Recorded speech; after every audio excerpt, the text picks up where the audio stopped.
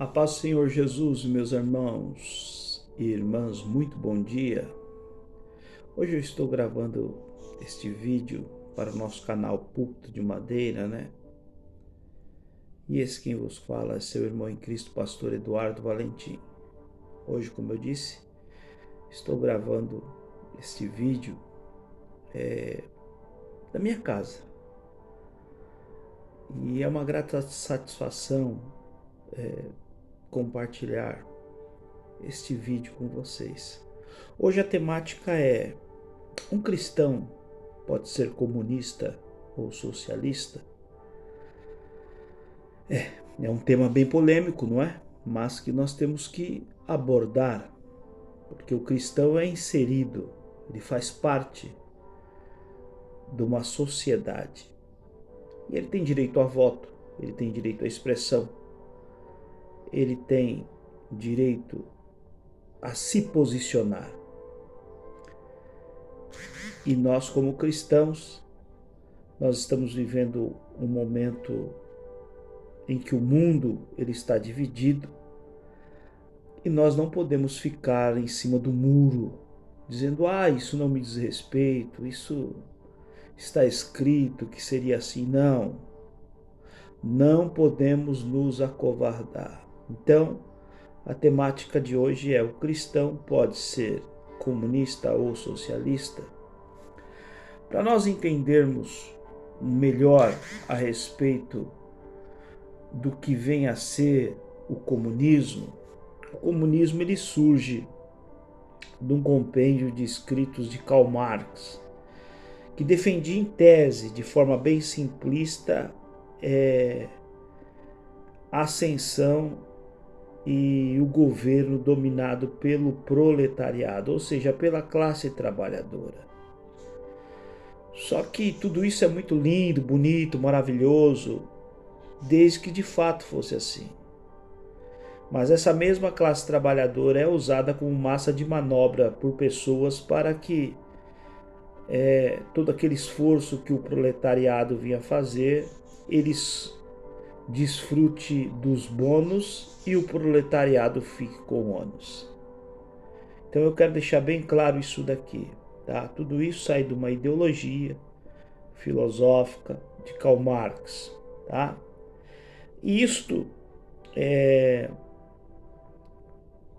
se torna bem sucedido em tese na União Soviética com a queda dos czares russos em 1917, encabeçado por Lenin, por Trotsky e por Stalin, tá?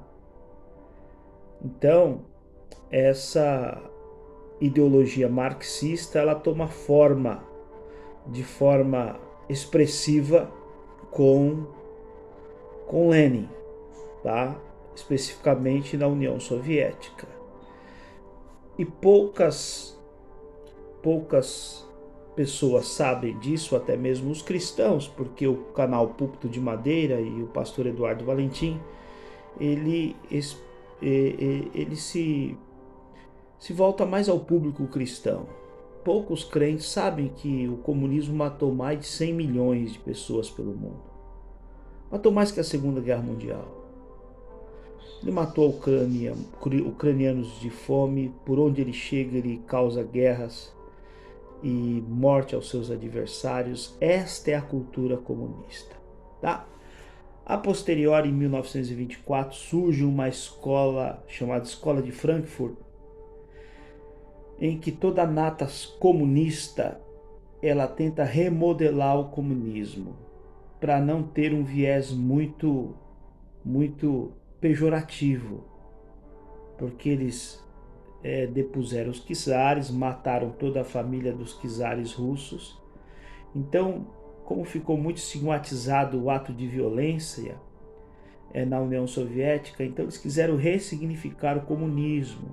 E aí surge a palavra linda, socialismo, que é o comunismo perfumado, tá? Mas para nós não fugirmos do tema, um cristão pode ser comunista ou socialista? Pode, desde que ele não seja cristão. Porque as práticas comunistas E as práticas socialistas não coadunam com o ser cristão. Olha, tem um decálogo que por muito tempo foi dito que foi escrito por Lenin, e esse decálogo não foi escrito por Lenin, ele foi escrito por um comunista, tá? Que ninguém sabe quem foi, mas a primeira aparição desse decálogo se dá na década de 40, a posterior à escola de Frankfurt, né? E esse decálogo, ele é chamado decálogo de um comunista. O interessante é que eles fazem um paralelo aos 10 mandamentos, né? Só que de uma forma bem distorcida. Então, o decálogo do comunista você vai ver se há condição de um crente, de um cristão, principalmente da linhagem protestante, ser comunista. O decálogo comunista, no seu primeiro ponto, ele diz assim: corrompa a juventude e dele amplamente a liberdade sexual. Como é que você vai corromper um jovem? Fazendo com que ele tenha acesso à liberdade sexual, e aí ele vai fazer toda torpeza com seu corpo. Está aí na sociedade hoje. Jovens que mal sabem entender o que é a vida, já com a vida sexual ativa, com seu emocional já destruído.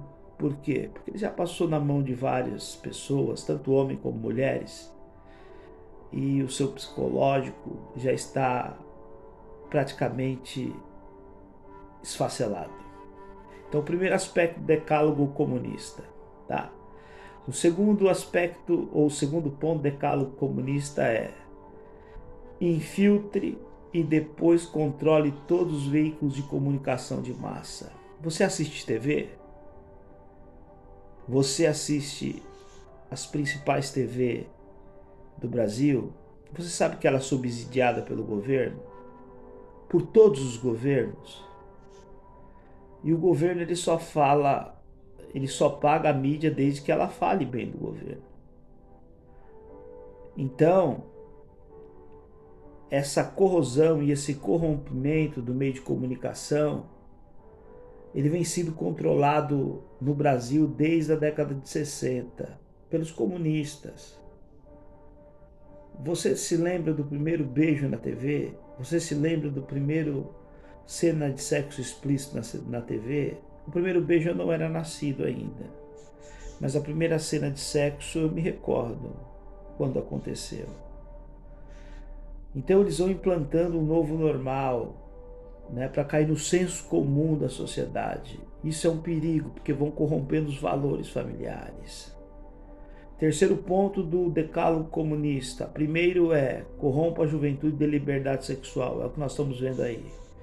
Infiltre e depois controle os meios de comunicação em massa, rádio e televisão. Terceiro, divide a população em grupos antagônicos, ou seja, distintos, incitando-os a discussões sobre assuntos sociais. É o que nós vemos aí hoje, né?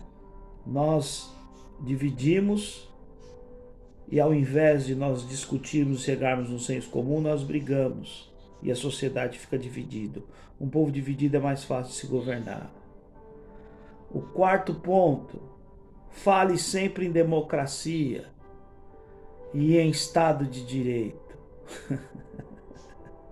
Você pega os presidentes comunistas, todos eles são democráticos. São todos democráticos. É República Democrática da China, República Democrática da Coreia do Norte, República Democrática da Venezuela. São todos ditadores. São todos ditadores. Mas tão logo haja oportunidade de sumo poder sem nenhum escrúpulo. No quinto ponto, colabore para o esbanjamento do dinheiro público. Quem está governando o país hoje, eu não posso dizer o nome dele. Mas o que ele fez, você sabe. Então tem condição de um crente participar de uma coisa dessa? A não ser se ele for um idiota funcional, um analfabeto funcional, um imbecil. Porque a corja toda é um bando de picareta. Tá? Sexto ponto, coloque em discreto a imagem do país. Olha a COP 2023 que terminou essa semana. Os nossos representantes vão para lá desqualificar o país, desqualificar o homem do campo, desqualificar aqueles que trabalham no garimpo. Ah, pastor, mas tem muito garimpo legal, mas tem muito garimpo legal, né? Desqualifique o seu país, especialmente no exterior, e provoque o pânico e desassossego na população por meio da inflação. Quanto pior, melhor para eles governarem. Quanto pior, melhor para eles governarem. Agora, tem condição de um crente ser partícipe de um movimento desse? Não sei se ele é um idiota que nunca foi crente. Desculpa a expressão jocosa, é um imbecil mesmo. Promova greves, mesmo ilegais. E esse é o sétimo ponto. Nas indústrias vitais do país. A semana passada, devido ao desejo do governador do estado de São Paulo em privatizar tudo que não tem interesse primordial para a população, foram promovidas greves para parar o metrô e colocar em risco quem? A população que trabalha, precisa do dinheiro. Então, eles não estão nem aí com a população, estão aí com os interesses próprios. O comunista, o socialista, ele adora o dinheiro dos outros. Então o crente não pode participar dessas coisas. Me desculpe. 8. Oitavo mandamento do decálogo comunista. Promova distúrbios e contribua para que as autoridades constituídas não as coíbam. Você está observando que no país é só para um lado que pende, para o outro não tem nada, pode fazer tudo, não tem nada. Então nós como igreja nós temos que se levantar contra isso. Nós temos que reagir de forma pacífica, de forma respeitosa, como nós sempre fizemos. Nós não podemos nos calar. O nono aspecto, contribua para a derrocada dos valores morais, da liberdade de crença nas promessas dos governantes. Eles querem acabar com a moral, eles querem destruir a família. O que é a moral? Moral são valores éticos aplicados. Se você não tem ética, não venha me falar de moral. Que a moral são valores éticos aplicados na sociedade. E o 10º, procure catalogar todos aqueles que têm arma, para que elas sejam confiscadas, para que não haja uma reação. Um povo desarmado. Eu sou pastor evangélico, eu sou da paz, eu não tenho arma. Nunca mexi em arma, apesar de ser filho de militar. Mas um povo armado, ele é fácil de ser escravizado. É como os índios quando chegaram aqui, os portugueses no Brasil. É como os africanos que foram apanhados nos seus países com a carabina ou mosquetão nas suas costas. Então, se o povo estiver desarmado, é mais fácil de alguém lhe escravizar. Isso não parece algo que nós temos presenciado? Agora, o cristão ele tem um outro decálogo, os 10 mandamentos de Deus. Primeiro, não terá outros deuses diante de mim, diz o Senhor. Não fará para ti imagens de escultura. Crente não adora ninguém, a não ser a Deus. Não tomarás o nome do Senhor em vão. Guarde bem isso, meu irmão. Não tomará o nome do Senhor em vão. Lembra-te do dia do sábado para o santificar.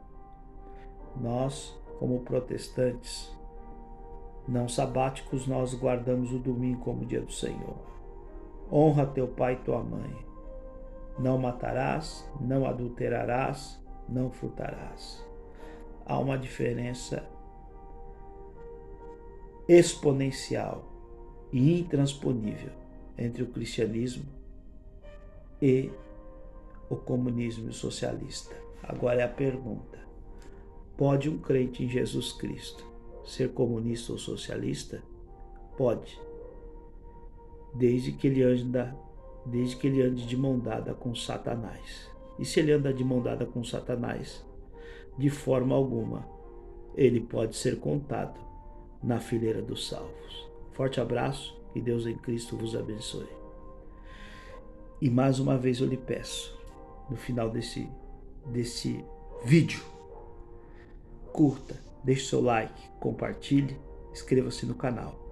Pastor Eduardo Valentim, em seu púlpito de madeira. Deus os abençoe, uma ótima semana e até amanhã, no próximo vídeo.